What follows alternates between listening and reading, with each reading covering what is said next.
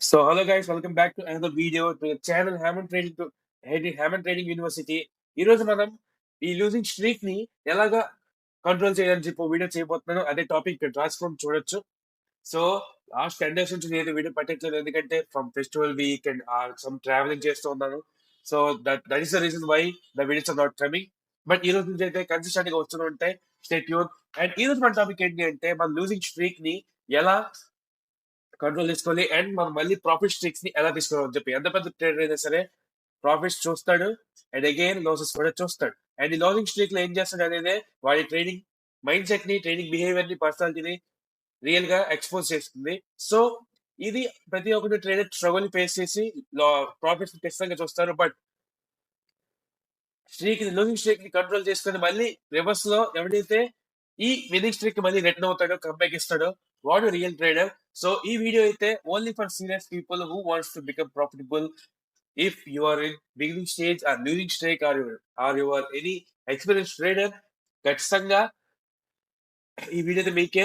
But time pass కోసం చూస్తే మాత్రం ఈ వీడియో స్కిప్ చేసి అని చెప్పితే we have no problem at all. And also this is the very exact strategy I use even now. చెప్పాను కదా, ఎంత పెద్ద ట్రేడర్ అయినా సరే విన్నింగ్ స్ట్రీక్ వచ్చిన తర్వాత లూజింగ్ స్ట్రీక్ ఖచ్చితంగా వస్తుంది. ఒకవేళ ఇప్పుడు నాకు లూజింగ్ స్ట్రీక్ వచ్చినా సరే ఏం చేస్తానని చెప్పే ఈ 5 స్టెప్స్ కూడా. అండ్ ఫస్ట్ స్టెప్ ఏంటి అంటే stop trading and take a break. ఎందుకంటే ట్రేడింగ్ ఒకవేళ మీరు లాసెస్ చూస్తున్న కొద్దీ మీరు ఇంకా ట్రేడింగ్ చేస్తున్నారు అంటే మీరు ఖచ్చితంగా లాసెస్ చూస్తారు. మీకు అసలు ఎక్కడ తప్పు జరుగుతుంది అని చెప్పి ఫిగర్ అవుట్ చేసే టైం ఉండదు. సో ఫస్ట్ మీరైతే ఫర్ అట్లీస్ట్ 1 వీక్ ఆ 10 డేస్ అయినా సరే బ్రేక్ తీసుకొని సమ్ అదర్ వర్క్స్ చూసుకోండి. ట్రేడింగ్ లో ఉండిపోతే మాత్రం మీరైతే లూజింగ్ స్ట్రీక్ అలా పెరుగుతూ ఉంటుంది కానీ తగ్గదు. సో ఫస్ట్ స్టెప్ అయితే నేను చేసేది అయితే స్టాప్ ట్రేడింగ్. ఏది ట్రేడింగ్ ఆపేస్తాను, ట్రేడ్ అయితే చేయను. దాని తర్వాత ఇది టైం నాకు డిస్టర్బెన్స్ లేని టైం. ఫర్ ఎగ్జాంపుల్ ఏదైనా వర్క్ చేసిన తర్వాత, లేదా కాలేజ్ టైం అయిపోయిన తర్వాత, లేదా ఎక్కడికి బయటకు వచ్చిన తర్వాత ఏదైనా ఒక మంచి ఫ్రీ టైం, ఒక క్వాలిటీ టైం వస్తే మాత్రం అప్పుడు నేను నా మిస్టేక్స్ అన్ని రాసుకుంటాను అండ్ దాన్ని అనలైజ్ చేయడానికి ట్రై చేస్తాను. ఎందుకు అంటే మనకు మిస్టేక్స్ అంటే ఏంటి అనేది తెలిస్తే కదా తెలుసు ఎలాగ అనలైజ్ చేయాలి, అసలు ఎక్కడ తప్పు జరుగుతుంది, అసలు ఏం జరుగుతుంది తెలిసిందే అక్కడ. సో ఫస్ట్ రాసుకోవాలి అసలు ఎక్కడ ఎక్కడ తప్పు జరుగుతుంది అని చెప్పి రాసుకొని అనలైజ్ చేసుకోవాలి అనమాట. ఓకే, నాకు ఈ మిస్టేక్ ఉంది, ఓకే ఎక్కడ మిస్టేక్ ఇది రెక్టిఫై చేసుకుంటే నేను మళ్ళీ ప్రాఫిట్ స్ట్రీక్ లోకి వెళ్ళిపోవచ్చు. సో మనకు తెలుస్తుంది అనమాట. సో దాని తర్వాత ట్రేడింగ్ ఆపేసిన తర్వాత మిస్టేక్ రాసుకోవాలి. So to find out the mistake what I'm doing అనేది మనకు తెలుస్తుంది. అండ్ ఎక్కడ తప్పు జరుగుతుందో తెలుస్తుంది. ఎల్ఐసీస్ రెక్టిఫై చేస్తాం. అండ్ రెక్టిఫై చేసిన తర్వాత మనకి చేయాల్సిన నెక్స్ట్ పని ఏంటి అంటే ఆ రెక్టిఫై చేసిన తర్వాత మనకి మిస్టేక్స్ తెలుస్తాయి కదా. Okay, mistake 1, mistake 2, mistake 3